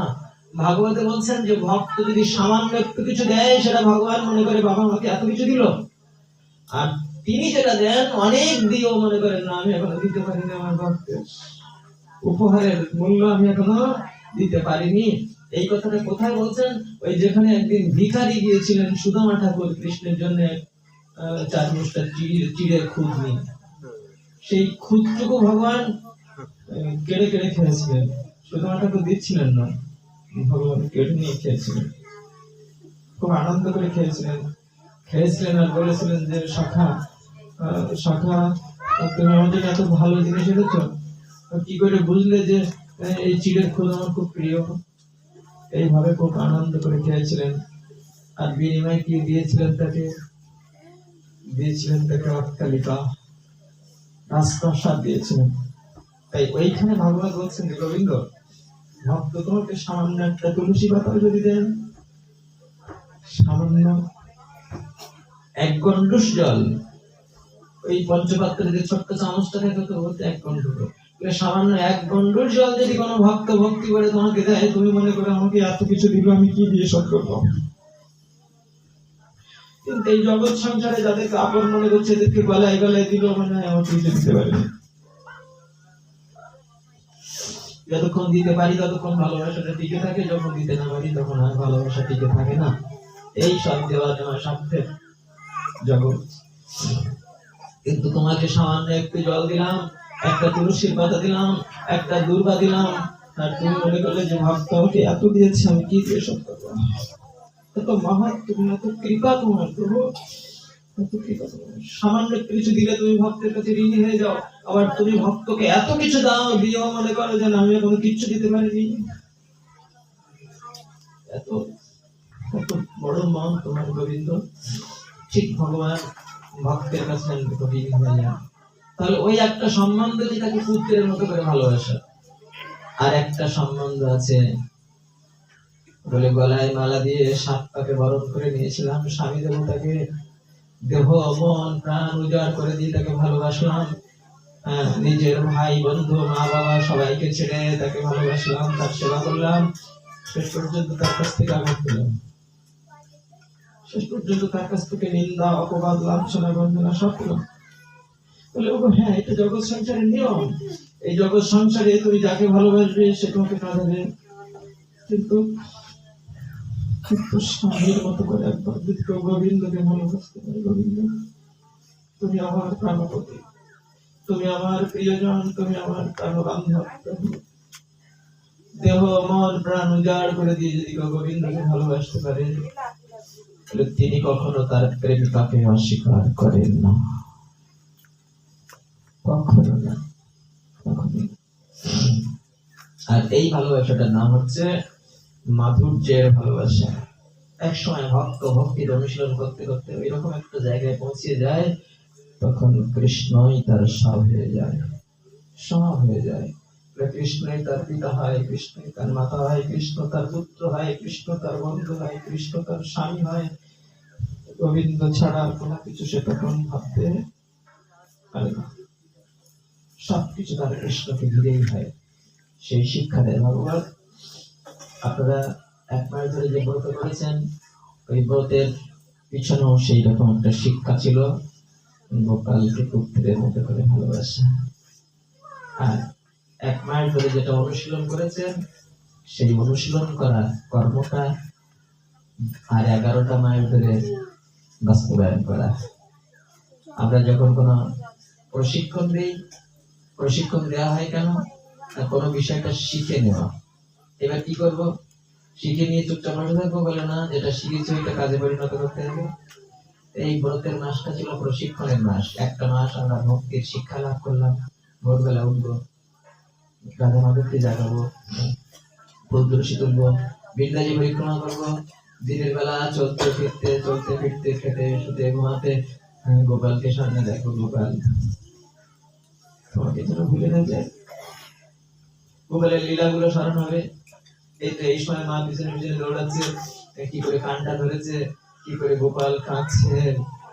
কুন্তি দেবী বলছেন, গোবিন্দ তুমি জগতের, এই বিশ্ব জগতের গুরু, বিশ্ব জগতের পিতা, আবার তোমার মা তোমার কাঁধে তোমাকে শাসন করছে। বলে কি দৃশ্য গো, তুমি কাঁদছো, আবার তোমার চোখের জল কাজল ধীরে ধীরে বুকের উপর দিয়ে পড়ছে। আহা, কি খেলা তোমার ভক্তের সাথে। এইসব লীলাগুলো স্মরণ করছেন ভক্তেরা। ভক্তের এরকম স্মরণ করবে, প্রাতে স্নান করবে, ভোরবেলা উঠে অন্তত আগে ভগবানকে ডেকে ভগবানের নামটা মুখে নিয়ে তারপরে তার গৃহকর্মের দিকে যাবে। আর পরিবার পরিজন যারা রয়েছে তাদের সবাইকে কৃষ্ণ ভক্তির পথে দিকে নিয়ে যাবে। সবাই চলো, সবাই চলো কৃষ্ণ ভক্তির, কৃষ্ণ ভক্তির পথে সবাই মিলে চলি। আমি একা চলবো কেন? তোমাদের ফেলে রেখে, আমি যদি তোমাদের আপনজন হয়ে থাকি, আমি তোমাদের ফেলে রেখে একা একা যাবো কেন? বলো, চলো না, সবাই মিলে যায় কৃষ্ণ ভক্তির পথে চলবে। স্ত্রী চলবে, স্বামী চলবে, পুত্র চলবে, কন্যা চলবে, ভাই চলবে, বন্ধু চলবে, বোন চলবে। যাকে আমি ভালোবাসি, আমি যেটা ভালো মনে করেছি সেই জিনিসটা সবাইকে দিতে ইচ্ছে করে না? সবাইকে দিতে ইচ্ছে করে। যদি কৃষ্ণ ভক্তির পথটা আপনার কাছে ভালো বলে মনে হয়, আপনি একা সাধন করবেন কেন? আপনি যদি আপনার সন্তানের কল্যাণ চান, আপনি যদি আপনার কন্যার কল্যাণ চান, আপনি যদি আপনার স্বামীর কল্যাণ চান, আপনার স্ত্রীর কল্যাণ চান, ভাই বন্ধুদের কল্যাণ যদি আপনি চান, ভালো যদি চান, তাহলে সেটা ওদেরকে বলবেন, দেখবে এই পথে চলে শান্তি পাওয়া যায়। আমি শান্তি পেয়েছি, তোরা সবাই এই পথে চল, তোরা শান্তি পাবি। আর এই পথের সাথে যাদের বিরোধ হবে, সেই সঙ্গ থেকে আস্তে আস্তে একটু করে সরে যায়। যারা আমার কৃষ্ণ ভক্তির পথে বাধা হয়ে দাঁড়ায়, এই জগতের কত আত্মীয় স্বজন আপনজন রয়েছে, আপনার বাধা হয়ে দাঁড়াবে। এই কৃষ্ণ ওই কৃষ্ণ ভোগ করছিস, আগে বাঁচবি, তারপরে তো ধর্ম ইত্যাদি। বলে যারা আমার কৃষ্ণ ভজনে বাধা হয়ে দাঁড়ায়, আর আমার আপন নয়, আমার আত্মীয় নয়, সেই আমার আত্মীয় যে আমাকে কৃষ্ণ ভজনের সাহস যোগায়, যে আমার কৃষ্ণ ভজনে অনুপ্রেরণা যোগায়, সেই আমার আত্মীয়, সেই আমার পরম আত্মীয়। যেসব কর্মকাণ্ড অনুশীলন করলে, যেসব জায়গায় গেলে আমি শুদ্ধ ভক্তির পথ থেকে সরে যাব, সেখান থেকে আস্তে আস্তে সরে আসুন, পা টেনে নিন। সেই সব পথ থেকে পা টেনে নিন। যদি এই ব্রতের মহিমাটা যদি ঠিক ঠিক ধরে রাখতে চাই, তাহলে ব্রতের মাসে যেমন ভাবে চলেছেন, আপনার জীবনের পরবর্তী 11 মাস ঠিক ওইভাবে চলতে চেষ্টা করছি। যেটা প্রশিক্ষণ নিয়েছি ব্রতের মাসে, এখনো হয়নি। আচ্ছা এদের এদের এরা এই যে ঘোষ যাত্রা না, হ্যাঁ, একবারে অসভ্য যাত্রা। আর বেশি করে বলুন। আমার শুনতে এদের ভালো সময় লাগে। জানাতে এই কখন বলিস তবে হ্যাঁ, বেশ। তুই নিতে পারবো ঠাকুর জয়। গুরুদেবের কাছ থেকে কিছুটা আশীর্বাদ পেলাম। গুরুদেব যত বকা ঝকা করবেন তত আশীর্বাদ হবে। আমার বলিস না হ্যাঁ, এই এই দেবশ্রী নারদ খুব বকাঝকা করেছিলেন দুটো ছেলেকে। সেই ছেলে দুটোর নাম ছিল নলকুমার আর মণিগিরি। খুব বকাঝকা করলেন, অন্যায় করেছিল তাই। হ্যাঁ, বলে অবৈধ নারী সঙ্গ করেছে, নেশা করেছে, সাধুর সম্মান নষ্ট করেছে। আর দেবশ্রী নারদ আচ্ছা করে বকে দিয়েছে, শেষে দিয়েছে অভিশাপ। আর যখন অভিশাপ দিয়েছে তখন কাঁদতে শুরু করেছে, হায় হায় কি সর্বনাশ, এত কঠিন অভিশাপ দিলেন। বলে হ্যাঁ, গাছ হয়ে যাবি, মানুষ আর হতে পারবি না, গাছ হয়ে যাবে। তখন কাঁদতে লাগলেন, গাছ হয়ে গেলে তো খিদে লাগে, কারো কাছে খাওয়া যেতে পারবো না, খিদে তো লাগবে। গাছের খিদে লাগে না? গাছের অনুভূতি আছে, ওদের খিদে লাগে, কিন্তু চাইতে পারে না। সমস্যা হচ্ছে এখানে। জলের পিপাসা লাগে তো শুকিয়ে যদি মরে যায় তো কারোর কাছে জল চাইতে পারবো না, পিপাসা তো লাগবে ওদেরও। আচ্ছা, ওদের ব্যথা লাগে না? ব্যথাও লাগে, ওদেরও ব্যথা লাগে। এক কোপ বসিয়ে দিলাম ঘাড়ে, ওর ব্যথা লাগে না? ওর ব্যথা লাগে, কিন্তু বলতে পারে না, মেরো না, কেটে কেটে না, বলতে পারে না। এত এত ভাগবত শুনতে ভগবানের সেবায় কেউ নেই। নিজেদের কর্ম গৃহকর্ম সেরিয়ে বসে গিয়ে দিয়ে পাঁচ জীবতী আস ভাগবত শুনি।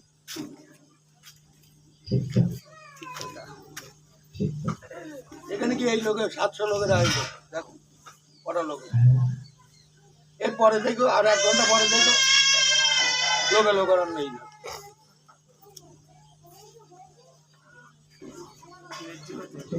সঠিক কথা। কথা দিয়ে এসেছিলাম প্রভু তোমাকে ডাকবো, ডাকা হলো না। মাঝে মাঝে ডাকবো, তা হচ্ছে না। সারাটা বছরের মধ্যে 360টা দিনের মধ্যে 365টা দিনের মধ্যে 365টা ঘন্টা তবে ডাকবো। এই সময়টা অনুষ্ঠান একেবারে হচ্ছে, চারিদিকে ভক্তরা যাচ্ছেন, চারিদিকে ছুটি দেবে। আবার কিছুদিন পরে এই বলতে শুক্লপ্রায় আমাদের শেষের দিকে এসে গেছে। তারপরে এখন একটু অসুবিধা হচ্ছে, এই মধ্যাহ্নকালীন অনুষ্ঠানে আমাদের ভক্ত সমাবেশটা একটু দেরিতে হয়, কারণ সবাই কর্মব্যস্ত মানুষ, তো সবাই কর্মস্থ মানুষ, তাদের সেই কর্তব্যে আসতে একটু দেরি হয়। কিন্তু যারা সেবার কাজে সহযোগিতা করবে, একটা অনুষ্ঠানে এখানে যারা ব্রত করেছেন, আপনারা যারা বিশেষ করে ব্রত করেছেন, দূরাগত মানুষ যারা শুধু একটু প্রসাদ পেতে আসবে, একটু ভাগবত কথা শুনতে আসবে, তাদের দেরি হতে পারে। কিন্তু আপনারা যারা ব্রত করেছেন, এই অনুষ্ঠানটা যদি আপনারা নিজেদের অনুষ্ঠান মনে করে সবাই মিলে একটু এগিয়ে আসতেন একটা দিন অন্তত, যারা ব্রত করেছেন, এইখানে যারা ব্রত করেছেন তারা এগিয়ে আসলে অনুষ্ঠানটা অন্তত সেবার কাজটা আগে হয়ে যেত, ভগবানের সেবাটা। তো যাই হোক, এই ছেলে দুটোকে দেবশ্রী নারদ অভিশাপ দিলেন, আর কাঁদতে লাগলেন, প্রভু এত কঠিন অভিশাপ দিলেন। তখন বললেন, ওরা অভিশাপ নয়, এটা তো আশীর্বাদ। ওইটাই তোদের আশীর্বাদ। কেন? আমরা গাছের দেহ পাবো, আর আশীর্বাদ হলো কি করে? ওরা যাচ্ছিলি তো নরকে, ওরা যে পথে চলছিলি নরকে যাচ্ছিলি। ওদের ওই নেশা করেছিস, অহংকার করেছিস, অবৈধ নারী সঙ্গ করেছিস, ওর পরিণতি হচ্ছে নিশ্চিত নরক। শুধু আমার সামনে পড়ে গেলি তো, তাই আমি তোদের একটু বাঁকাঝাকা করলে কি হবে? পাঠালাম কোথায়? পাঠালাম বৃন্দাবনে। ওই নন্দালয়ে গিয়ে দুটো গাছে পড়ে থাক, এই জন্যে সাধুর পাশে গিয়ে বা গুরুদেবের পাশে গিয়ে যত যত তিরস্কার পাওয়া যাবে, যত বকাঝকা পাওয়া যাবে, তত মনে করবেন আপনার কপাল ভালো। হ্যাঁ, গুরুদেবের হাত থেকে যদি মাঝে মাঝে দু একটা এরকম প্রসাদ পাওয়া যায় তাও ভালো, তো ভাগ্যের প্রয়োজন আছে। গুরুদেব তো তাকেই শাসন করবেন যে শাসন মেনে নেয়। সবাইকে তো শাসন করেন না, গুরুদেব তাকেই শাসন করবে যে শাসন মেনে নেবে। তো শিক্ষকরা তাই করে, শিক্ষকরা ক্লাসে অনেক দুষ্ট ছাত্র থাকে, সবাই কিন্তু মানে না, শিক্ষকরা তাকেই মারে যে মানলে মেনে নেবে, যে একটু ভালো, যে নমনীয়, যে ভদ্র, তাকেই আবার শাসন করে 8 মাস থেকে শিখায়, তাকেই বেশি শাসন করে, তাকেই বেশি বকাঝকা করে। কিচ্ছু পারিস না, তোর দ্বারা কিচ্ছু হবে না, এরকম বলে, আমরাও বলি। কিন্তু ওকে আবার বেশি ভালোবাসি, জানি যে ভালো, ও ভালো হোক, আরো ভালো হোক, ঠিক তাই না? গুরুদেবের কাছ থেকে যত শাসন পাবো, যত তিরস্কার পাবো, তত ভালো, আর যত প্রশংসা পাবো তত মনে করবে যে আমার কৃপা হচ্ছে না। এই ছেলে দুটোকে বৃন্দাবনে পাঠালেন, গাছ হয়ে পড়ে থাকলো, আর সেই গাছ মুক্ত করলেন ভগবান শ্রী গোবিন্দ। উদুখালে আবদ্ধ হয়ে ওই গাছ দুটোকে ফেললেন, আর ওই গাছের থেকে সেই ছেলে দুটো আবার উদ্ধার হয়ে গেল। নলকোবার আর মণিগিরি যখন উদ্ধার হলো, তখন ভগবানের কাছে কিছু দাবি করলেন। এই সময় কি দাবি? বলে বাণী গুণানো কথনে শ্রবণ কথায়ং হস্ত চকর্মসু মনস্তব পদয়র্ণম শ্রিতাং শিরস্তব নিবাস জগৎ প্রণমে দৃষ্টি শতাং দর্শনে অস্তু ভবত্তনুনাম। কতগুলো দাবি করলেন। এই দাবিটা আমাদেরও কিন্তু সবার, যারা ব্রত করেছেন তাদের সবারও এই দাবি। যেহেতু এই দাবি করেছিলেন ওই ধনপতি কুবেরের ছেলে দুটো যারা গাছ হয়েছিল। কি দাবি করলেন? বাণী গুণানু কথনে। বাণী বলতে আমাদের মুখের যে বাক শক্তি। বলছেন গোবিন্দ, এতদিন তো গাছ হয়ে পড়েছিলাম, এবার তুমি আমাদেরকে উদ্ধার করলে, যদি আবার কোনোদিন মানুষ হয়ে জগতে আসতে পারি, আর সেই জন্মে যদি এই বাক শক্তি নিয়ে যেতে পারি। সবাই কি বাক শক্তি পাচ্ছে? কতজনের বোবা হয়ে আসেন না? ভগবান আপনাকে বোবা করে পাঠাননি, আমাকে বোবা করে পাঠাননি, কারণটা ছিল তার নাম কীর্তন করবো বলে। হলো না। বলেন যদি কোনোদিন বাক শক্তি নিয়ে আসতে পারি, তাহলে সেই জন্মে যেন এসে তোমার কোনো গান কীর্তন করতে পারি। বলুন না, হরে কৃষ্ণ কৃষ্ণ কৃষ্ণ হরে হরে, হরে রাম রাম রাম হরে হরে, হরে কৃষ্ণ কৃষ্ণ কৃষ্ণ কৃষ্ণ হরে হরে, হরে রাম রাম রাম হরে হরে, হরে কৃষ্ণ কৃষ্ণ কৃষ্ণ কৃষ্ণ হরে হরে, হরে রাম রাম রাম হরে হরে, হরে কৃষ্ণ কৃষ্ণ কৃষ্ণ কৃষ্ণ হরে হরে, হরে রাম রাম রাম হরে হরে। প্রেম से बोलन राधे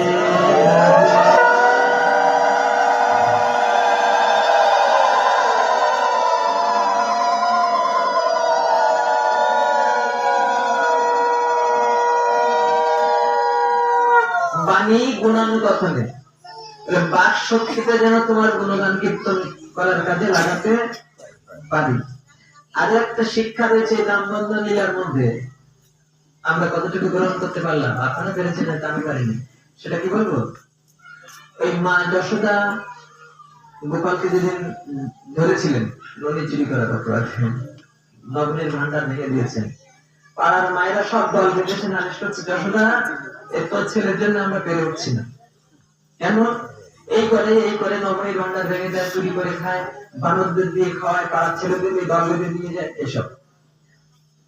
মা তার মধ্যে অনেক কথা বলেছিলেন, তার মধ্যে একটা কথা ছিল, শোনো আমার গোপাল যদি তোমাদের এত ক্ষতি করে, তোমরা একটা কাজ করবা। কি কাজ করবো বল? বলে তোমাদের নবমীর ভান্ডার গুলো না একটু এলোমেলো করে সাজিয়ে রাখবা। তার মানে একটা খালি পাত্র দেবে, তারপর একটা ভরা পাত্র, আবার একটা খালি পাত্র, পরপর দুটো খালি পাত্র দাও, আবার একটা ভরা পাত্র, আবার একটা খালি পাত্র, এরকম এমন করে সাজিয়ে রাখবে আমার গোপাল যেন ঘরে থেকে বুঝতে না পারে যে কোনটা নবমীর পাত্র আর কোনটা খালি পাত্র। ওর খোঁজাখুঁজি করতে দেরি হবে, তার মধ্যে তোমরা ধরে ফেলবে। তখন পাড়ার মায়েরা বলেছিলেন, যশোদা ও কাজ করেছে, তোর ছেলে না দেখতে ছোট, তাই ওর বুদ্ধি একটু ছোট না, সাংঘাতিক বুদ্ধি করছিল মাথায়। আমরাও কাজ করেছি, এলোমেলো করে সাজিয়ে রেখেছি, কিন্তু তোর ছেলে কোনদিন খালি পাত্র ছুঁয়ে দেখে না। রসের পাত্রটা দেখলেই চিনতে পারে। আপনারা দেখেছেন রসের পাত্র? আমি দেখতে পাচ্ছি। এই যে আপনারা যারা কৃষ্ণ বলতেই যাবে, কৃষ্ণ বলতেই যাবে ঝরতে থাকে চোখ থেকে, তারা সব রসের পাত্র। ওইগুলো দেখলে চিনতে পারে গোপাল। আর ওই পাত্রের লোক গোপালের, ওই পাত্রগুলোর উপরে লোক, খালি পাত্র ছুঁয়ে দেখে না। খালি পাত্র কোনগুলো? বলে যেগুলো আঘাত করলে খান করে বেজে ওঠে, তার মানে আমার মতো এরকম কর্কশ। এক কথা বললাম তো 7 কথা শুনিয়ে দিল বাবা, এর ধারে কথা বলার মতো না তো। এইগুলো সব কিন্তু খালি পাত্র। ভাগবত শিক্ষা দিচ্ছেন যে কৃষ্ণ ভক্ত হবে রসের পাত্রের মতো, বেশি শব্দ করবে না। কে কি বললো না বললো সেই কথা নিয়ে বেশি চেঁচামেচি করবে না, তার কথায় থাকবে মিষ্টতা, আমার মতো কর্কশ হবে না। কৃষ্ণ ভক্তের কথায় থাকবে মিষ্টতা। মানুষের সাথে একটু হাসি মুখে, একটু মিষ্টি মুখে কথা বলতে পারা যায় না, তবে সুবিধা হয়। ভগবান ওই পাত্রটা পছন্দ করে। খরচ হয় না এতে, খরচ হয় না। মানুষের সাথে একটু মিষ্টি মুখে কথা বলতে, সবাই তো আমার বাড়ি খেতে করতে যাবে না, তাহলে একটু হাসি মুখে কথা বললে কি ক্ষতি ছিল আমার? ভগবান কি চমৎকার করে কেউ শিক্ষা দিচ্ছে যে আমাদের মুখের কথার মধ্যে যেন মিষ্টতা থাকে।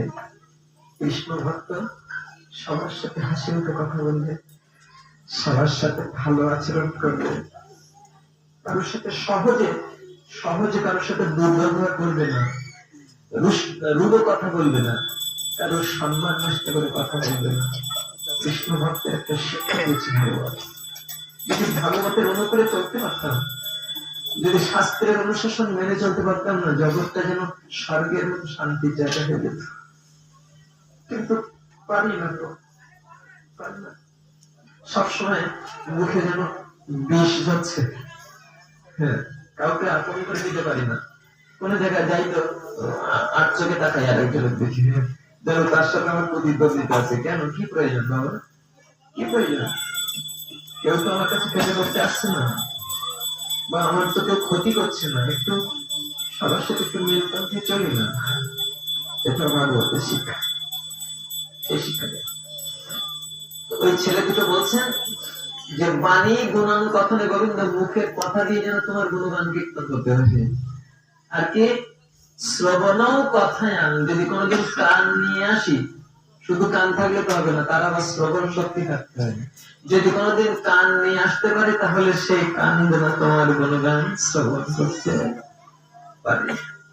পারি কি? আমি তো পারি না। যত আন কথা শুনতে ইচ্ছা হয়, কোন জায়গায় গেলে লোকের নিন্দা শুনতে পাবো, সেখানে যেতে ইচ্ছে করে। কৃষ্ণ কথা শুনতে খুব একটা সুমতি জাগে না। আস্তে আস্তে ওই অভ্যাসটা পাল্টানোর চেষ্টা করতে হবে। যেখানে লোকের নিন্দা হচ্ছে, সমালোচনা হচ্ছে, আমি কথা হচ্ছে জগতের নানান প্রকারের ঝঞ্ঝাট ঝামেলার কথা হচ্ছে, বাবা ওখান থেকে সরে যাই। ওখান থেকে সরে কোথায় যাব? বলে যেখানে কৃষ্ণ গুণগান কীর্তন হচ্ছে, কৃষ্ণ কথা কীর্তন হচ্ছে, সেখানে যাই। তারপরে বললেন হস্তৌচ কর্মসু, যদি দুখানা হাত নিয়ে জগতে আসতে পারি। সবাইকে হাত নিয়ে আসতে পারে? কতজনের চারখানা পা রয়েছে, তারা চতুষ্পদ জন্তু।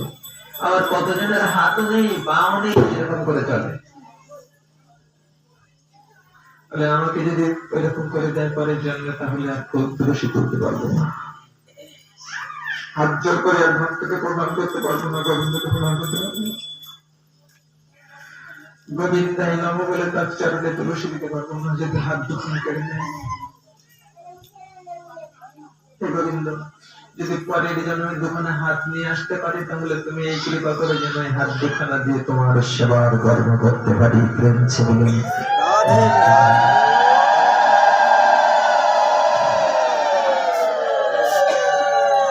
তারপরে বললেন সিত্তাং শিরস্তাব নিবাস জগতে প্রণামে। বললেন এই মাথা যদি নিয়ে আসতে পারি, এইরকম মাথা, মানে মানুষের মতো মাথা। কতজনের মাথা পায়? বলে ব্যাঙের মাথা, সাপের মাথা পেয়ে লাভ হবে, বাঘের মাথা পেয়ে লাভ হবে। বলে ও দিয়ে তো গোবিন্দ তোমাকে প্রণাম করতে পারবো না। বলে যদি কোনোদিন মানুষের মতো মাথা নিয়ে আসতে পারি, তাহলে যেন মাটিতে লুটিয়ে পড়ে গোবিন্দ তোমাকে প্রণাম জানাতে পারি। 84 প্রকার দেহের মধ্যে উত্তম মানুষের দেহ। এই বললেন সিত্তাং শিরস্তব নিবাস জগৎ প্রণামে। শেষে বললেন দৃষ্টি শতাং দর্শনেস্তু ভবতনুনাম। যদি দুটো চোখ নিয়ে আসতে পারি, আর যদি দৃষ্টি শক্তি থাকে। কতজনের চোখ আছে কিন্তু দেখতে পায় না? বললেন গোবিন্দ পরের জানানে যদি দুটো চোখ নিয়ে আসি, আর যদি দৃষ্টি শক্তি থাকে, সেই দৃষ্টি শক্তিকে কাজে লাগিয়ে যেন সাধু দর্শন করতে পারি, আর তোমার লীলা ভূমি দর্শন করতে পারি, তোমার শ্রী বিগ্রহ দর্শন করতে পারি। হেন কৃপা কর প্রভু মরে সময়, অহর্নিশি চিত্ত যেন ভজে তোমার। প্রভু তুমি এই কৃপা করো যেন আবার যদি কোনোদিন আসতে পারি, তাহলে অহর্নিশি, আপনারা বলতে মাসে বলেছেন না 1 মাস, যে অহর্নিশি চিত্ত যেন ভজে তোমায়। অহর্নিশি মানে কি? দুপুরবেলা পরে তো শোনে, তাহলে না, অহর্নিশি মানে দিন রাত সর্বক্ষণ যেন তোমাকে ভজন করতে পারি। অহর্নিশি চিত্ত যেন, চিত্ত মানে একেবারে মনের থেকে, যেন শুধু মুখে মুখে না। মুখে মুখে আমি কেমন নাম করবো, হ্যাঁ মনে হবে বিষয়ের চিন্তা, বলে না না, আমি যেন মন থেকে গোবিন্দ তোমাকে ডাকতে পারি দিন রাত 24 ঘন্টা সর্বক্ষণ অহর্নিশি। এই কৃপা চাইলেন ওই ছেলে দুটো, ভগবান যাতে উদ্ধার করলেন এই সময়টাতে, এই মাসটাতে। এই মাস যেভাবে পালন করেছেন, যেভাবে আপনাদের ব্রতটা পূর্ণ হয়েছে, আবার আগামী বছরে সময়ের আবর্তে যদি বেঁচে থাকি, তাহলে ব্রত পালন করবার সংকল্প থেকে থাকবে। প্রভু যদি বেঁচে থাকি, আগামী বছরে আবার তোমার চরণে ভক্তি রেখে, রতিমতি রেখে এই ব্রতটা যেন পালন করতে পারি। যতদিন জগতে থাকি ততদিন যেন পালন করতে পারি। এইভাবে আপনার জীবনের প্রত্যেকটা কর্ম, প্রত্যেকটা মুহূর্ত, প্রত্যেকটা ক্ষণ কৃষ্ণ সেবার অনুকূলে পরিচালিত হোক। একটা কথা বলছিলাম না, যে শূদ্র কিংবা নারী সংকোচনী করে লোকের ভয়কে করে পালিয়ে যান, বলে না, যখন গোবিন্দ সেবার অনুকূলে হবে তখন আরো প্রশ্ন ওঠে না। যখন গোবিন্দ সেবার অনুকূলে হবে, তখন শ্রীকৃষ্ণ ভজনে হয় সর্ব অধিকারী, কিবা বিপ্র, কিবা শূদ্র, কিবা পুরুষ, নারী। আপনি যখন দীক্ষা গ্রহণ করলেন, গুরুদেবের কাছ থেকে যখন আদেশ পেয়ে গেলেন গোবিন্দ সেবার, যে মা তুমি এবার হাতে করে গোবিন্দকে সেবা দাও, এই আদেশ যখন পেয়ে গেলেন, তখন সেবা দিতে দিতে যা করা লাগে, ও শঙ্খ ঘন্টা বাজানো লাগে, আর শঙ্খ করা লাগে, সেখানে আপনি গোবিন্দ সেবার নিমিত্ত করছেন। এই সেবার নিমিত্তে সেখানে বাধা থাকে না, কিন্তু গোবিন্দ সেবা বাদ দিয়ে যখন আপনি ইচ্ছে মতন এসব সংকীর্তনী করতে যাবেন, তখন ওখানে আবার কিছু বাধ্যবাধকতা রয়েছে, শাস্ত্রে সেইভাবে বর্ণনা করেছে। আপনাদের জীবনের প্রতিটা মুহূর্ত কৃষ্ণ ভাবনাময় হোক, কৃষ্ণ চেতনাময় হোক। শ্রী গুরুদেব অযাচিত ভাবে আমাদেরকে কৃপা করেন, এইসব প্রেম কল্প তরুণ ছায়ায় আমাদেরকে আশ্রয় দিয়েছেন, তাহলে ভজন তো আমাদের দ্বারা হতো না। আপনাদের জীবনের প্রতিটা মুহূর্ত কৃষ্ণের ভাবনাময় হোক, কৃষ্ণ চেতনাময় হোক, এই আশীর্বাদ ব্যক্ত করে আমি মহামূর্খ এতক্ষণ ভাগবত কথা বলতে গিয়ে যদি আপনাদের অন্তঃকরণে আঘাত দিয়ে কিছু বলে থাকি, তার জন্য চরণে স্পর্শ করে ক্ষমা ভিক্ষা চাইছি। বাঞ্ছা কল্পতরুভ্যশ্চ কৃপাসিন্ধুভ্যো এব চ পতিতানাং পাবনেভ্যো বৈষ্ণবেভ্যো নমো নমঃ।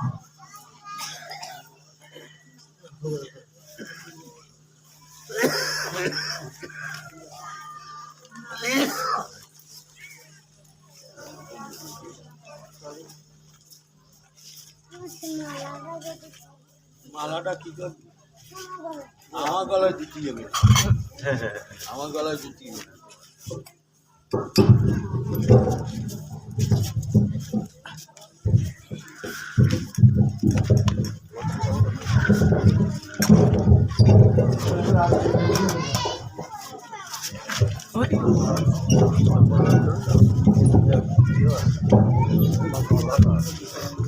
সময় অসময় হলে আমাদের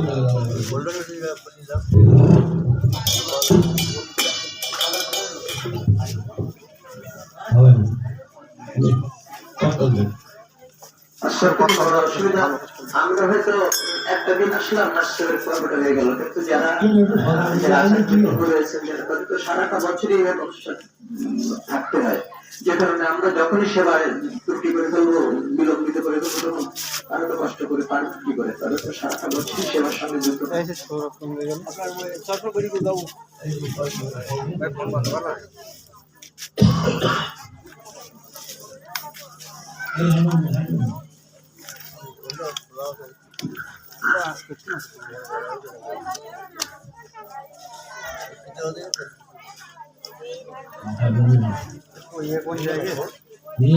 ওরা তো বিজনেস মেয়ে দামে বিজ বাড়ি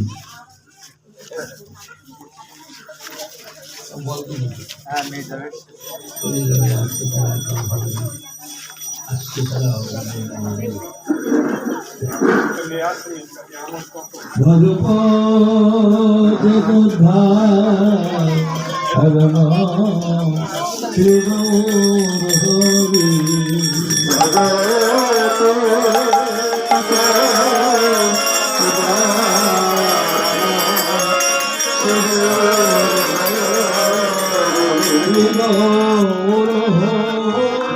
Oh,